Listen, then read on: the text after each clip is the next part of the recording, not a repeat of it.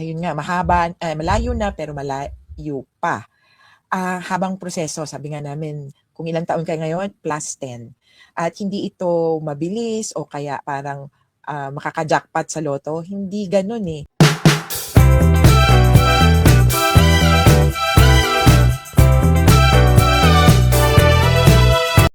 Kita nyo nga naman, no? Nakakaisang taon na pala tayo mula nung maaresto at dalhin dyan po sa The Hague, sa The Netherlands, itong si dating Pangulong Rodrigo Duterte. Nakakaisang taon na pala siya nakapiit dyan po sa detention center ng International Criminal Court kung saan siya po ay humaharap sa kasong crimes against humanity. So maganda po, no, balikan natin. Ano ba yung naging takbo nitong proseso dyan po sa ICC over the past year? And ang gusto ko po sanang pag-usapan, mainly dito po sa ating episode ngayong gabi, yung mga biktima po kaya ng drug war, itong si dating Pangulong Rodrigo Duterte, sila kaya ay mas napapalapit pagdating po dun sa pagkamit ng hustisya? Or perhaps they're still very, very far from that. Okay, makakausap po natin ngayong gabi. Isa po siyang ICC Assistant to Counsel. I'd like to welcome again to our program si Attorney Cristina Conti. Magandang gabi, Attorney Chrissy. And thank you for joining us again dito sa Facts First. Of course, anniversary ngayon of significant proportion sa mga biktima. Kaya syempre, present tayo. Yan, nabanggit mo yung mga biktima na ina-assist ninyo, no?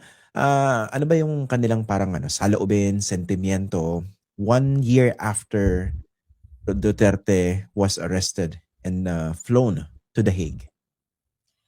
Yung nakakahinga ng parang nabunutan ka ng tinik, pero alam mong meron pang kailangan gawin. Hindi pa lubos-lubusan, pero at least nakakahinga ka na. Kumbaga may sipon, alam mo mga last few days na lang ng sipon. Para sa kanila, malaking ginhawa na hindi pa nakakalabas si Duterte 1 year na. Alam mo naman kapag mayaman, makapangyarihan dito sa Pilipinas, makakalabas niya yan a few months after niyang mahuli or 3 days after niyang makonvict, ipapardo na yan ng presidente. That's ERAP. Pero ito talagang mukhang hindi makakalabas at mukhang matutuluyan, quote-unquote, doon sa kaso. Na talagang tuloy-tuloy yung kaso at bagaman malayo pa, malayo na. So, yun nga, no? Doon sa mga nagtatanong pa rin, no? Kasi ngayon talaga masigasig pa rin yung mga DDS doon sa kanilang saloobin o hangarin na mapauwi dito sa Pilipinas itong si dating Pangulong Rodrigo Duterte. I understand, meron pa mga signature campaign, no? Pero nga, from your perspective, out of the question na ba yun, yung talaga makabalik pa itong dating Pangulo habang tumatakbo yung proseso dyan sa International Criminal Court? Ako doon pa sa perspective na hindi habang tumatakbo yung proseso, kundi habang nasa posisyon si Sara Duterte, habang mayor ng Davao ay isang Duterte, malamang sa malamang hindi magagrant ang interim release nila. Dahil factor talaga ito doon sa potential na pagtakas niya. Potential na i-shield siya from further proceedings with the likelihood or possibility, kahit nga likelihood lang with the likelihood or possibility of him being convicted. At ako hindi nakakatulong din na habang ginigiit nila na 1, kidnap, 2, na extraordinary rendition, 3, walang jurisdiction yung court, habang hindi nila tinatanggap na eto yung proseso, harapin namin yung proseso, talagang hindi kikilalanin ng ICC na willing siya to submit to the proceedings. Kaya I guess we live in 2 different universes. So kailangan nilang ma-reconcile yan. Okay. Yung nga, no, ito naman, hypothetically, no, kung sakaling walang Duterte nasa posisyon ngayon, hindi ganun kalakas yung impluensya nila, wala silang troll army, wala silang mga rabid supporters that have been bashing members of the ICC and harassing the victims, spreading fake news against some of the relatives of the victims. Ideally, kung wala yung mga ganyang factors at binabanggit nyo nga kanina, hindi nila kine-question yung jurisdiction. Do you think meron chance talaga na pauwiin dito kahit ipinaaresto siya? Sa makauwi, baka hindi. Pasensya, hindi ko talaga maano yun. Dahil lalo na yung makauwi sa Davao because that is the crime. That would be equivalent to a thief na parang iniimbestigahan mo, di ba? Tapos pinabalik mo sa opisina. Yung scene of the crime, it's 2 ways. You can commit further crimes and second, you could cover up the crimes. Ang problema pa ay ito, may kasaysayan. At hindi mo mabubura yon. Siguro, I don't know if the ICC will take kindly to a commitment or a promise. Ang problema kasi ay noong 2019, 2018, parang nag-imbestiga yung Senado tungkol doon sa DDS, killings dun sa Davao. Nagkaroon ng parang reported incidents na nagbubulungan doon at naglo-loyalty check doon sa mga witnesses. Si Senator Alan Peter Cayetano daw, yung nagsabing, at that time, bagong, fresh siya from running as Vice President of Duterte. Sabi niya, alam mo na kung kanino tayo magiging loyal, ha? So yung ganong history, ganong background, ang hirap burahin. I don't know if the court will take kindly to. Hindi ko nagagawin yon as the lawyers of Duterte say. Laging nandun yun sa documents na sinasubmit ng prosecution. Ang problema ko naman, sige, fine, that's the prosecution. But are we sure that's what Duterte is really saying? Kaya may ganung pag-disconnect. Sabihin man niya or sabihin ng defense niya, totoo ba talaga na hindi na siya gagawa ng krimen or hindi niya i-hinder yung proceedings. Kaya, kumbaga, parang dadaan talaga siya sa butas ng karayom bago siya payagang lumaya considering current conditions and history. Yung issue ng jurisdiction, buhay pa yan, di ba? Can you walk us through the process? Tsaka ano may update dyan sa pag-question nila sa jurisdiction? Ang issue ng jurisdiction, essentially, yung sinasabi na, hindi na tayo miyembro ng ICC nung nag-imbestiga yung nagsimula yung investigasyon na point by point, dinibank na naman ng prosecution. Hindi, kinakalimutan nyo na nagsimula yung tinatawag na preliminary examination ng 2018. Na miyembro pa ang Pilipinas. Oo, miyembro pa. Tapos, 2019 pa tayo umexit Between 2018 hanggang 2019, active yung examination. Between, unang-una pa nga recorded na parang napansin ng ICC yung Pilipinas, 2016 December. Sa report or sa parang announcement ni Fatu Bensouda, sabi niya, I am concerned with what's happening in the Philippines. So hindi ito tipong 2021 lang tayo napansin ng ICC. Nung ni-raise yan, nagkaroon ng, actually ang galing nga kasi very sila methodical na pati yung definition, what is an investigation and what do you mean by court, capital C, small c. So is it any matter under consideration by the court before we withdrew? So, nung naging issue yan, sabi ng pre-trial chamber, well, we rule in favor of jurisdiction. We believe or we say that a preliminary examination is a matter that was under the consideration by the court, even if it was by the office of the prosecutor at that time, and therefore we continue to exercise jurisdiction over that matter. In-appeal ng kampo ni Duterte kasi natalo sila dun sa puntong yon. At ang kahuli-hulihang submissions was due by about January 26, 29. So yun yung comment ng defense kasi papasubmitin prosecution, defense, etc. So yung defense na yung last, that theirs was due January 29. Plus about 120 days, we're looking at maybe April or May, i-resolve na yon with finality. And at that point, we will know if the charges, separate naman ito, kung na-confirma na ba yung charges kay Duterte. Okay. So ano yan, parallel na gumagalaw yung, di ba natapos yung confirmation of charges hearings, tapos ang iniintay dyan kung talagang tutuloy yan sa isang actual trial. So most likely, masasettle yung issue ng jurisdiction, yung apela doon, bago magkaroon ng kalinawan kung magkakaroon ng trial. Tama ba yan? Yes, mukhang hindi dahil naghihintayan kasi hindi, hinihintay natin. Pero yung proseso mismo, dahil sabay siyang tumatakbo. Yes, oo, nagkakaganon. Kaya sabi ko nga, okay din tong ICC at perfect yung 120-day, parang general or generic period niya to decide. Kasi sa bilis ng takbo, sabihin na natin, it's short enough, but long enough for you to think things over. 'Di ba? Parang nga naman kakayanin mo na magpapang-abot yung mga periods. Kaya ultimo, hindi na nila kailangan kumbaga maghintayan kasi magpapang-abot sila at magiging malinaw. Kaya po technically wala pong connection yung jurisdiction issue doon sa confirmation of charges hearing.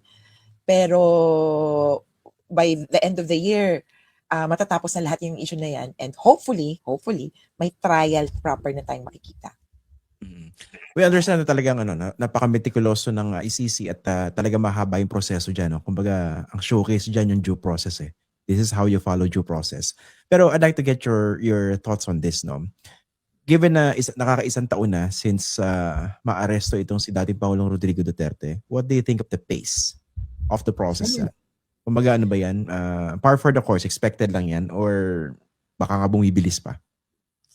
Actually, sabi nila, sakto lang tayo. Kumbaga, we're just on time.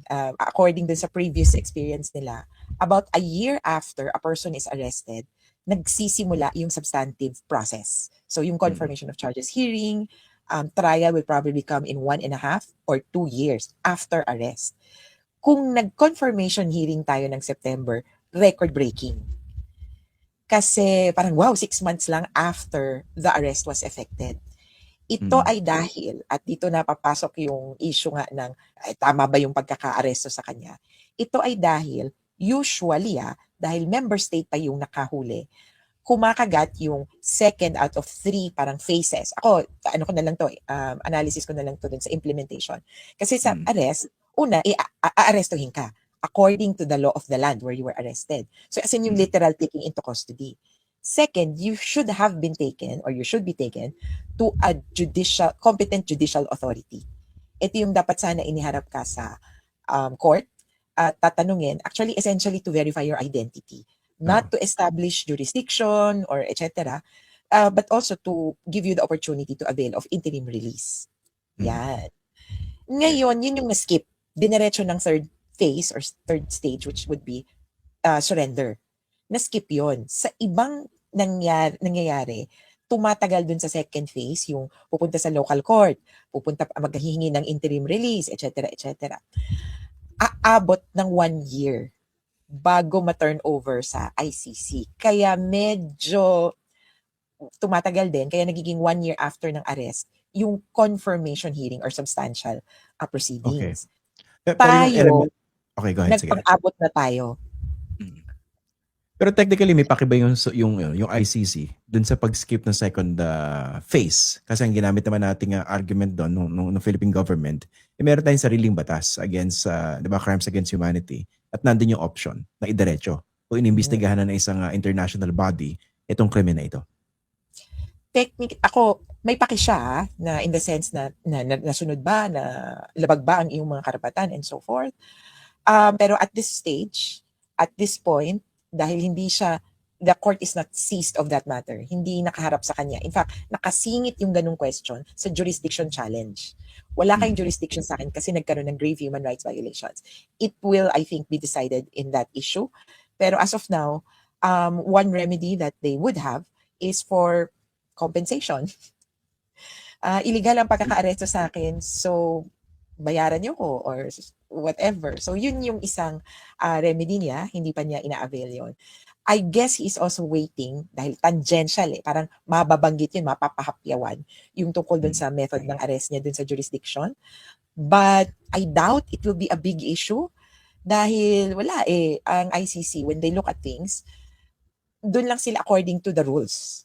And the rules say we have jurisdiction if 1, 2, 3, 4, 5. At ang ICC historically, as soon as a person has been turned over to them or surrendered to them, dire-diretso na yung proseso. It's not that they don't care about how you were arrested.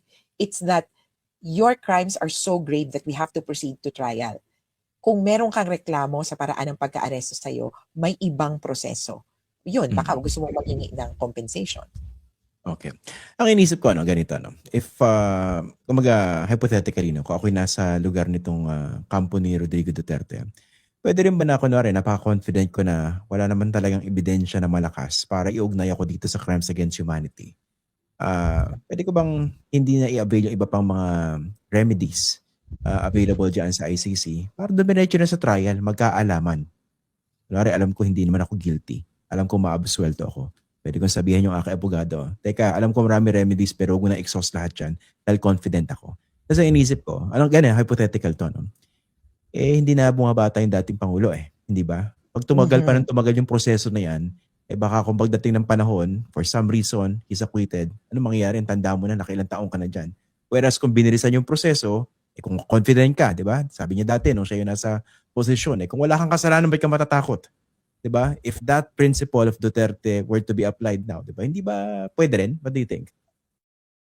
Well, pwede yun. Although sa isang banda kasi kung politically charged or politically motivated ang kung anumang krimen in general, ang hirap pumasok ng trial lalo na kung parang bitag ito.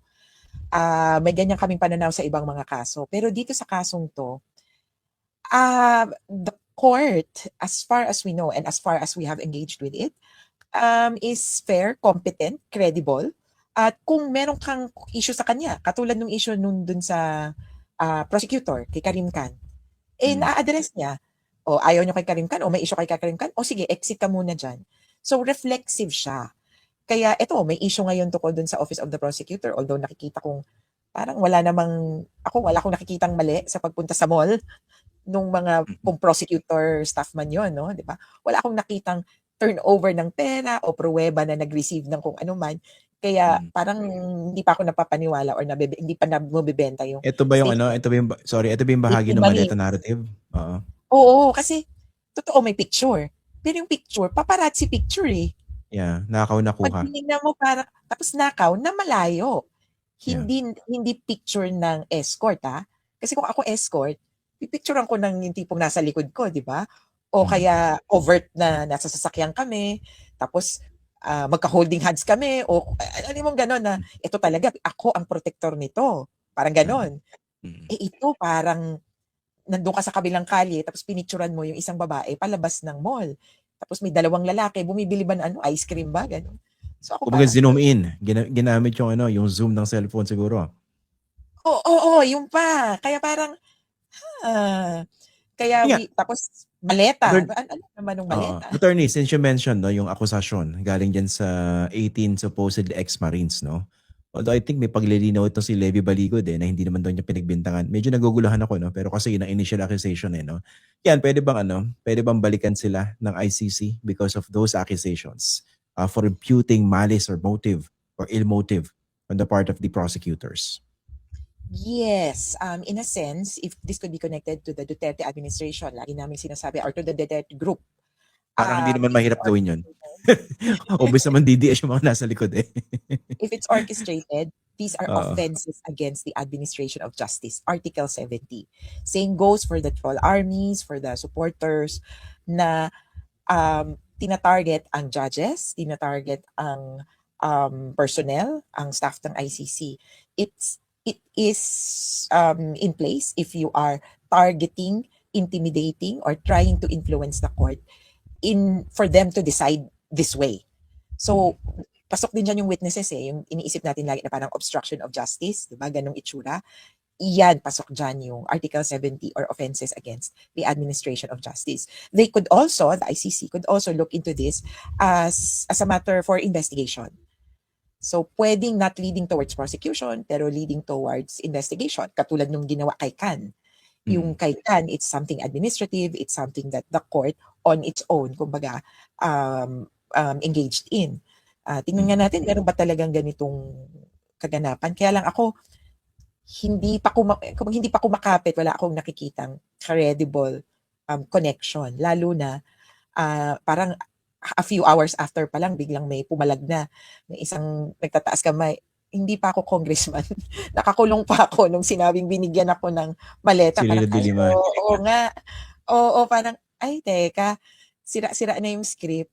Wag na muna natin. Pero, oo nga. Oo. Kasi miski incredible napaka-amazing ng script na yan, ang maliwanag dyan, may ini-impute doon sa prosecutors, no? Kumbaga, napakaraming dinadawit yan So, ito pa, no? In terms of the administration of justice, pwede rin bang habulin itong mga DDS na nag-manipulate ng photo itong relatives, itong ilang mga biktima, di ba? Yung naglagay ng mga mamahaling mga bag, tapos pinakalat nila. Kitang-kita naman, orchestrated yan. Amplification yan. Pwede rin bang pwede rin ba silang mapanagot? I would suppose so. We are taking steps already, and this matter has been properly reported. Tawang-tawa nga yung iba talaga na, ano yung Moynat? So ngayon, parang lahat kami, ano nga yung MOINA? So sa ICC po, merong tinatawag na unit na Victims and Witnesses Unit. Ito po ay parang protection unit na talagang ang silbi nila ay protektahan ang victims at witnesses. At most importantly, kung ang biktima ay witness, may dual status or may dual role. Kaya magtiwala kayo na properly reported, ang ano na lang ay ano nga yung pwedeng magiging aksyon. And the action could be on two different areas sa Pilipinas, kung saan ginawa or nag-originate yung krimen, o kaya pwede ding doon sa Netherlands. Kasi nandoon nangyari, kumbaga doon yung original picture actually. So we're also coordinating with the private platforms as to how we could address these issues. Pero sa totoo, yung mga nanay na nandun sa picture, yung nanay, yung isang kapatid, tsaka yung coordinator ng RISE, pinagtatawanan na lang nila lagi. They're choosing to overlook this, pero ako bilang abogado nila, we're exploring all options. Oo, parang hindi. Kasi miski sa kanila siguro walang epekto yan until ma-realize nila kung gaano katindi yung pangyurak dun sa kanilang kausa. Diba? Pinapalabas na hindi naman kayo mahirap. Diba? Parang may malis eh. Na meron nagpopondo sa inyo para makarating dyan. Na parang dinidiminish yung inyong hinagpis, yung naranasan. Yan ang dapat ma-realize eh. Yes, tapos ako may mas malala pa na mga videos at saka mga photos. Thankfully, like in that case, yung pictures, ang originator, ang nagpakalat ay mismong supporter, named known supporters, which you could easily grab from their so yung authentication aspect, madali na lang. I mean, comparatively, I'm not giving, naku, baka sabihin nila nag-suggest ako. Pero for example, if it had come from a very anonymous source, yung parang ganon, mas mahirap. nag-viral na lang, ang hirap malaman sino ang author. Mahirap yun. Pero ito, thank you. At kayo na mismo ang nag-upload. Kayo na mismo ang nag-volunteer. Napaka-brazen eh. Yes, kaya kami parang ibang mindset ang kailangan. At kahit pa po mag-pray kayo, mag-invoke ng Diyos, palagay ko, ibang Diyos yata ang dinadasalan nyo. At kung sakaling pinatawad kayo at nagbabasbas sa inyo kung bakit yung nagagawa ang ganitong mga bagay. Ito itong sustained attacks coming from the DDS against the ICC, pati mga judges, yung pagpapakalat ng mga ganyang fake information. Ito yung napag-usapan natin ito in the past, no? Na talagang actually hindi yan nakakatulong doon sa cause ng kanilang poon, si dating Pangulong Rodrigo Duterte. Ang hindi ko maintindihan, wala ba nagpaparealize sa kanila from their own ranks na teka muna, hinay-hinay tayo dito.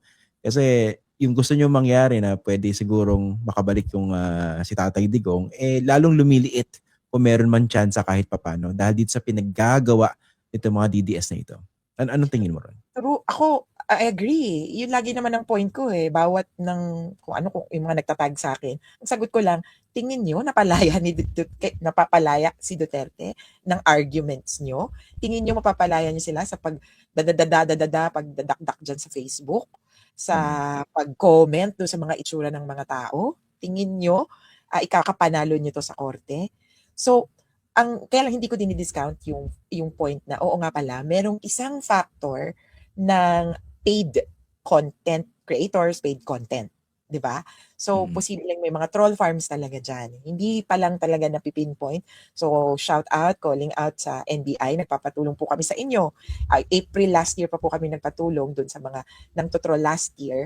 So itong inauthentic behavior, nako-call out ng Facebook, kaya lang hindi pa, kumbaga, pwedeng natatanggal minsan, pero hindi kailangan nating matrack saan nanggagaling para you can uproot that.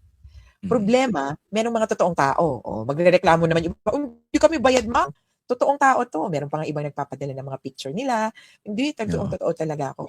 Lalong nakakasama kasi parang grabe, totoong tao na nga po kayo. Hindi pa kayo nag-iisip. So, I think apt yung sinasabi na, think before you click.